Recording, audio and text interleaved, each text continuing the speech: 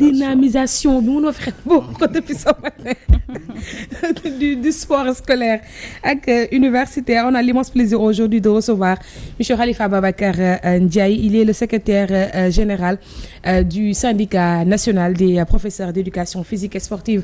Monsieur Ndiaye ñu ngi lay nuyu bu baax a baax di la dalal ci réveil bi. alhamdulilah ñu ngi leen di fay. di leen sant di leen gërëm. am saa su ne nag mbégte di toog ci plateau bi. Seydina ñu ngi lay ziar. ñu ngi lay ziar mon frère ñu ngi lay ziar baax a baax. Salma. Aj Moussa di leen ziar di nuyu nag particulièrement waa Thilogne Saldu Fouta ak waa Mboro bi ma jógee. tey ñoom ñëpp ñu ngi scotché devant leur petit écran. di déglu incha allah. macha allah di fi nar a ruusee ñuy ñaan mu nekk njëriñ. pour sport nekk njëriñ pour enseignant EPS yi ma ngànk seen kàddu. surtout man enseignant EPS yi samay xarit lañu woon. est-ce que aayoon nga EPS. dama aayoon gymnastique laa aayoon. waaw Sème Tijani ñu ngi may gis monsieur Fall maa ngi koy nuyu bokkoon naa UASU nag. très bien. dama daan def gymnastique waaye léegi di bi lay ku ma tegal tapis. ku ma tegal tapis roulade arrivé écart sax mënatuma ko. salto yëpp fàtte naa leen Moussa tey nga indi fii professeur d'éducation physique yi bon histoire de revoir quand même sport ci sunu école yi ak université yi. ñu bàyyi la nga wéy ak sa gan. tout à fait Aïcha.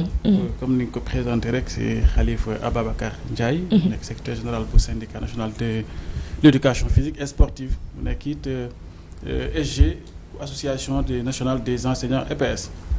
tey nag li ñu waroon wax li ñu war a waxtaanee rek mooy proposition bi nga xamante ni moom la ministre des sports def. mu nekk nag loo xamante ni troisième poñ bi mu laal leen yéen monsieur Ndiaye muy. La redynamisation du sport scolaire et universitaire pour mieux assurer la démocratisation de l'accès au sport.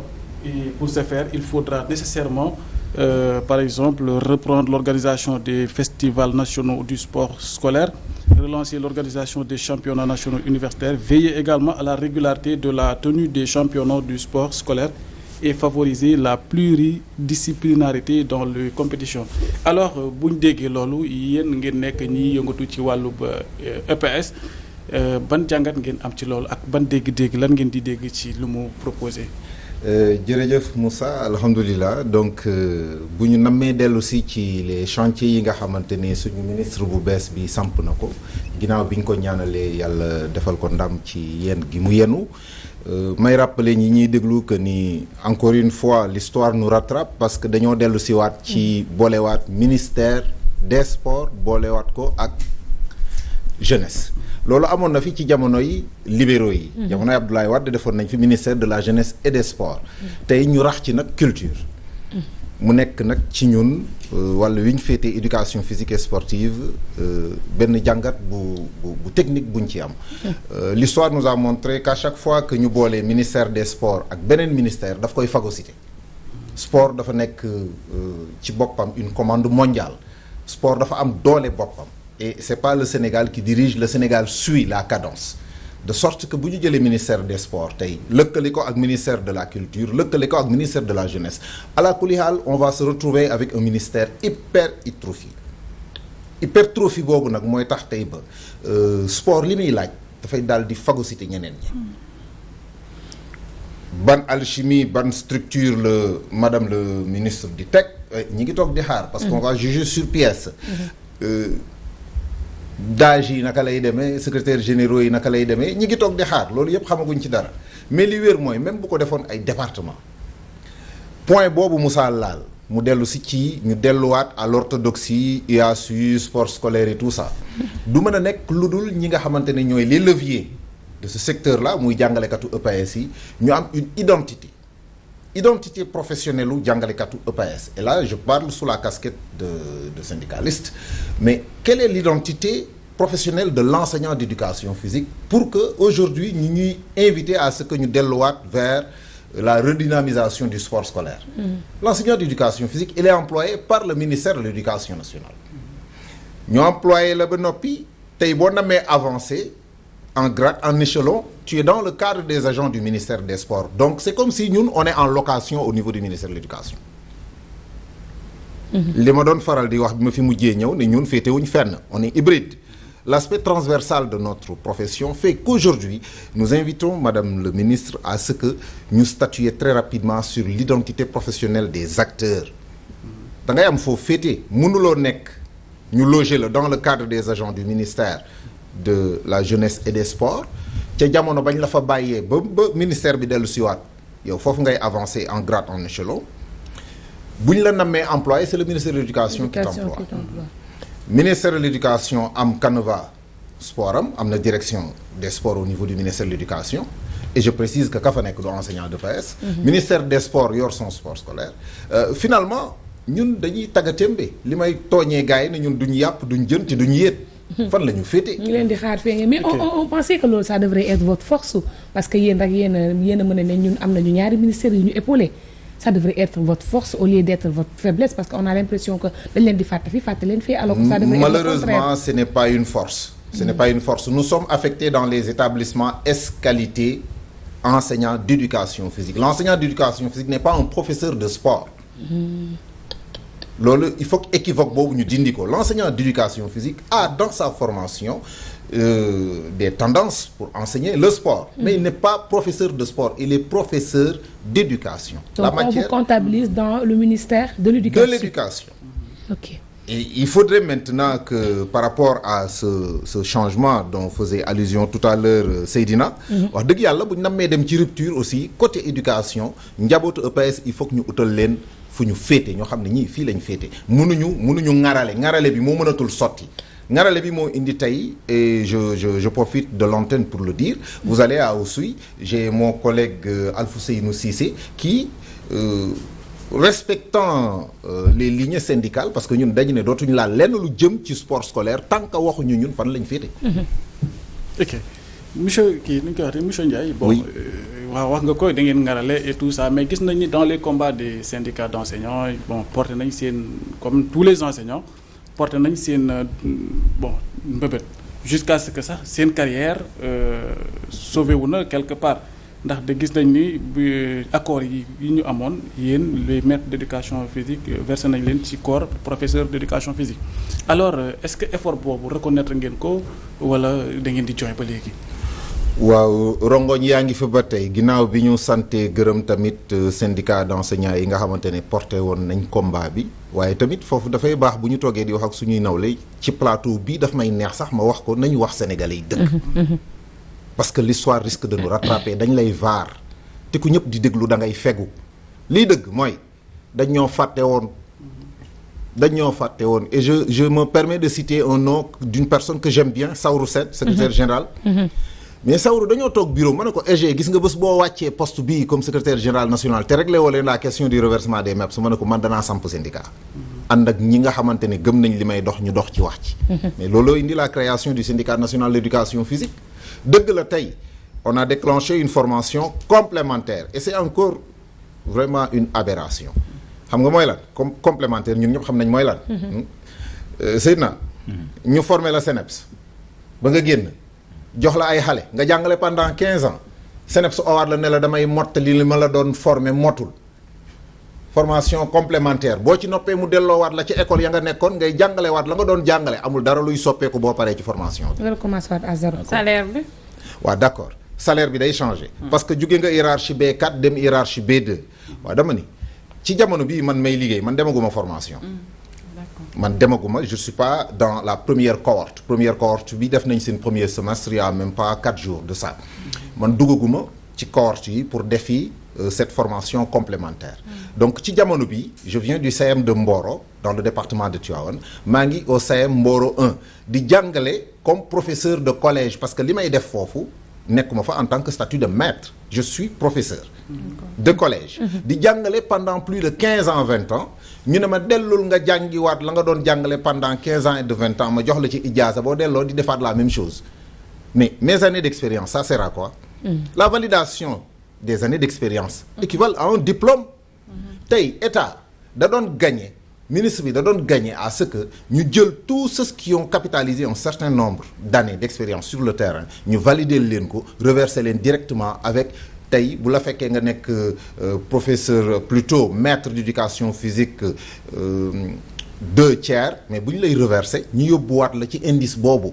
l'État gagne en argent et en temps enseignants d'EPS yi ñuy jël di leen yóbbu tey en formation complémentaire on aurait gagné à les reverser directement dans le nouveau corps des professeurs de collège étant entendu que foofu li tax may soutenir ba tey thèse boobu mooy jël leen suñu mbokk PEPS yi les professeurs d'éducation physique yi génnee INSEPS mais concours d'entrée lañ fa duggee niveau national def 6 ans génn nekk 2 ans contractuel fu ñu ko teg pendant ce temps le magistrat qui sort le médecin qui sort après 6 ans mais day génn ak matricule de soldam day génn premier mois day fayeeku yow nga nekk un professeur de la hiérarchie A1 après 6 ans de formation nga génn ñu def loolu contractualisation avec un concours d'entrée déjà. li ci gën a doy waar mooy si l'État peut accepter qu'il y ait un PEPS PC pourquoi ils peuvent pas accepter qu'il y ait un PCMG en EPS PC surtout qu'on aurait gagné des milliards en économie on peut se passer de cette formation honnêtement on peut se passer de cette formation tant que ça soit d'ailleurs une formalité comme ni ñu ko et vous proposez quoi exactement? mais justement que aujourd'hui la nouvelle équipe gouvernementale qu'ils aient beaucoup plus de pragmatisme sur cette question a duré 24 ans 24 ans que ça n'a pas été résolu li Moussa tudd léegi nii nii est-ce que kontaan ngeen ci action bi mais duñ ko sànni on applaudit absolument wax dëgg yàlla mais nag saafara buy jur jàngoro la parce que tey bu ñu delloo ñun ñëpp comme PCMG qu'est-ce qu'il y a devant nous ban escalier moo nekkaat suñ kanam kuy liggéey da ngay ñaan yàlla avancer ñu nekk MEPS pendant 22 ans ñu indi la def la PCMG nga nar fa toog saxaat fa ay reen mais il faut ouvrir des opportunités de carrière pour les plus jeunes il faut que l'éducation physique dellu nekkaat fa mu nekkoon nekk benn lueur d'espoir il faut que l'enseignant d'EPS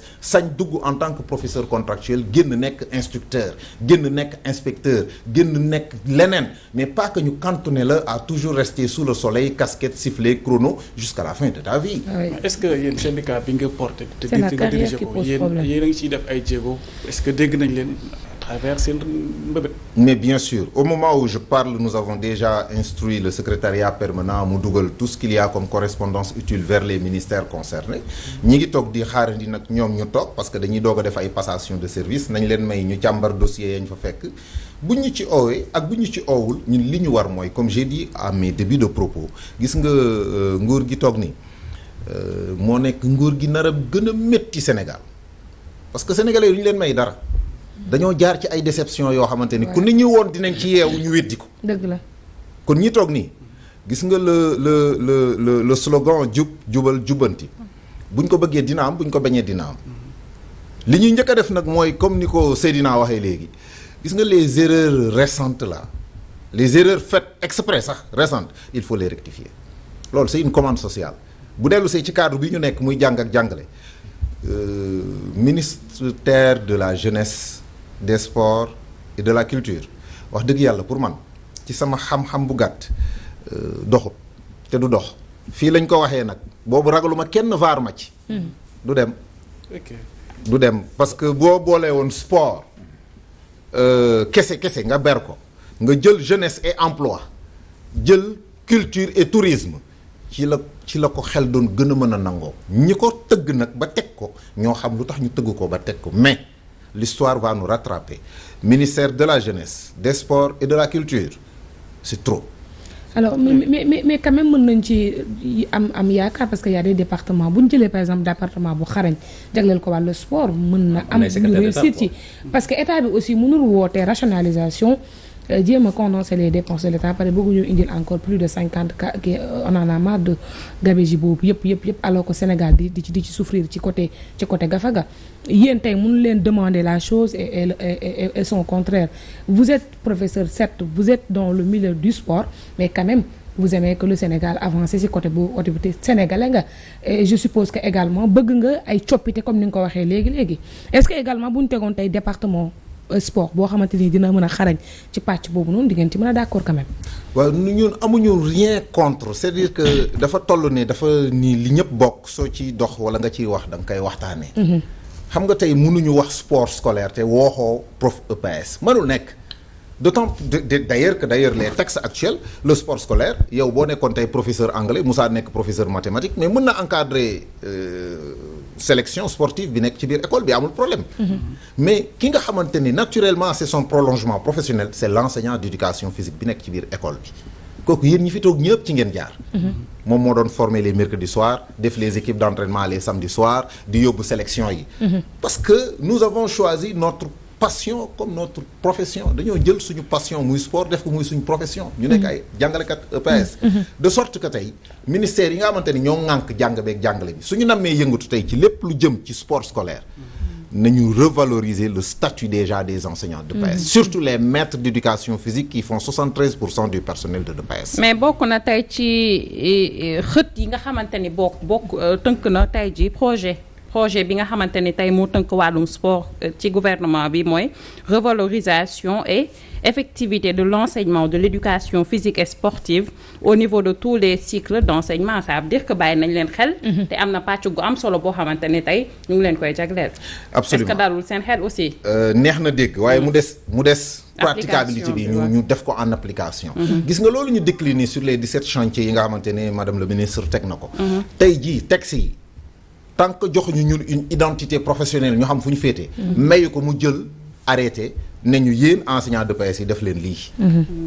gis nga ci jamono bii may wax sport scolaire dafa nekk loo xam ne Moussa yow boo nekkee enseignant d'EPS fii ci Walfadjri rien ne t'oblige à ce que nga bokk sport scolaire. waaye nag sañuloo wax ne Seydina du yor équipe bi. Seydina mun na nekk prof mat yor équipe école bi loolu texte yi autorisé na ko mais yow enseignant d'EPS bi nga xamante ne sa domaine la rien ne t'oblige à ce que nga bokk ci. mais foofu mooy problème bi. xam nga lu tax mooy li ma wax léegi problème identité la ñu am. kan ci kilifa yi seq mbir mi entre ministère de l'éducation wala ministère des sports moo lay jox injonction ne lu jugal def parce que ci suñu emploi du temps dafa am 4 heures de temps yoo xamante ne dañ ñu ko allouer pour la gestion du sport scolaire les mercredis soirs le samedi. bu ma dellu see nag ci li Salma wax léegi mais la revalorisation et l'effectivité de la pratique de l'éducation physique à tous les cycles d'enseignement. Il faudrait que ñu démarrer depuis primaire. Faudrait que ñu démarrer depuis primaire yokk quota horaire bi au niveau du collège uniformiser le coefficient. mais code du sport bi ñu bëgg a xoolaat aussi. bokk ci ponk yi tënk wàllum sport ci projet bi aussi est-ce que yéen du leen affecté directement. mais non seulement lu ñuy neex lay doon. mais na fekk xoolaat seen statut ngeen gën a gis seen bopp ci yëf yi entre autres. jamonoy Matar Ba.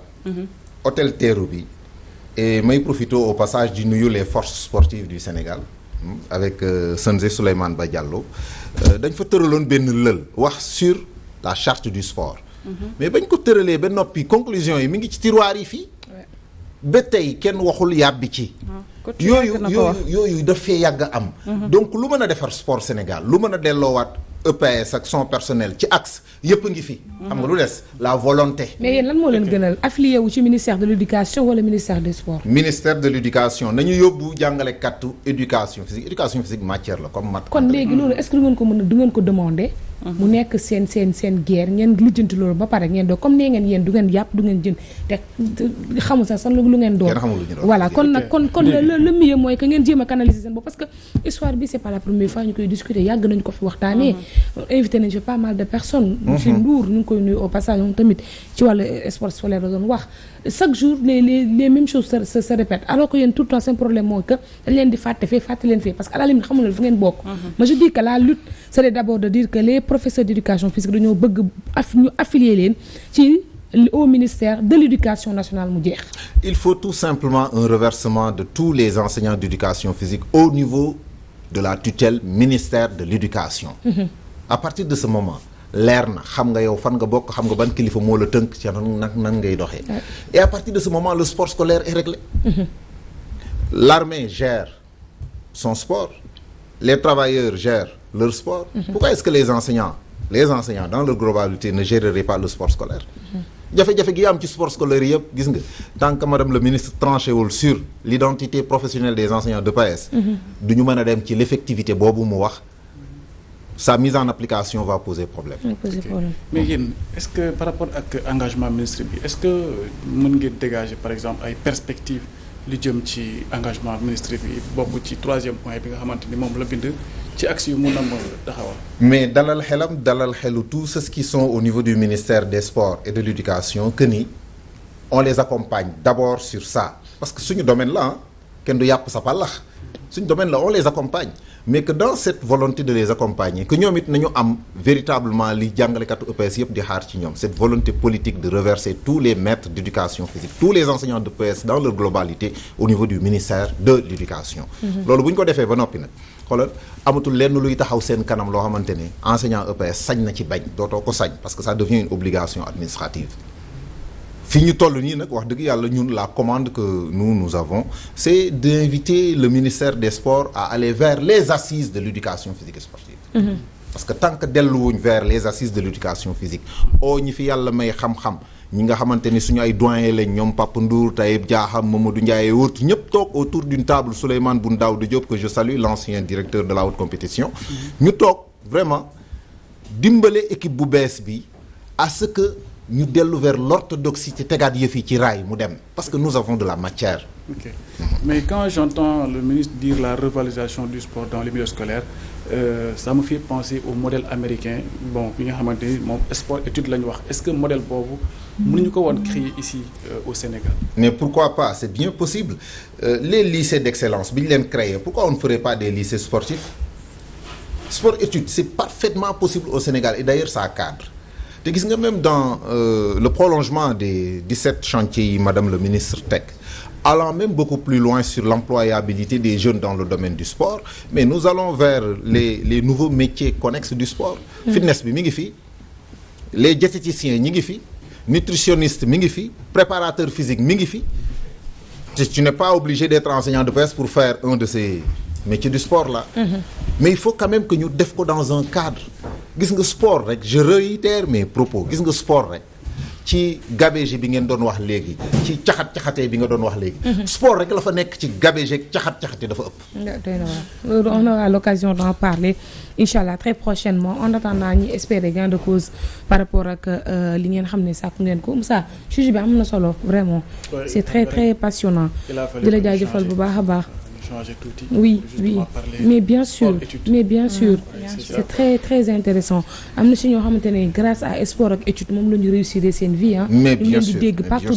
dans le monde et que du rek ci wàllu sport bi maanaam comme ay athlètes wala yenn tàggatu yi mais yeneen branche de la société mu ngi fi te lépp daanaka ci sport éducation lay jógee jaajëfal bu baax a baax monsieur Ndiaye c'est un plaisir mais ñu ngi leen di sant di leen gërëm bu baax Moussa di leen remercier ci invitation bi et delluwaat di réitérer suñu alerte à l'endroit de la nouvelle équipe ministérielle les enseignants d'éducation physique sont à 100% d'accord avec les 17 chantiers mais nag y a des préalables yoo xamante ne faw mu am su buggee mission bi nga xamante ne ñoo ko ànd sumb ñu ngi réussir ko incha allah. nga ko essayer de redynamiser li nga xam ne moo di le sport scolaire et universitaire Khalifa Ababacar Ndiaye la woon secrétaire général national des professeurs d'éducation physique et sportive moom la ñu amoon tey gan ci rubrique éducation en attendant ñoom ñu ngi installé wu Pierre-Edouard Faye son invité qui vient de nous rejoindre en tout cas ci de l'autre côté Pierre maa ngi lay nuyu bonjour.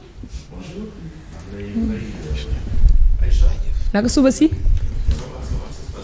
alhamdulilah ñëpp ñu nekk ci plateau bi jamono ji ak sunu invité ak ñuy suivre Walfadjri ci télé bi ak ci rajo bi yëpp. ñu leen di gërëm.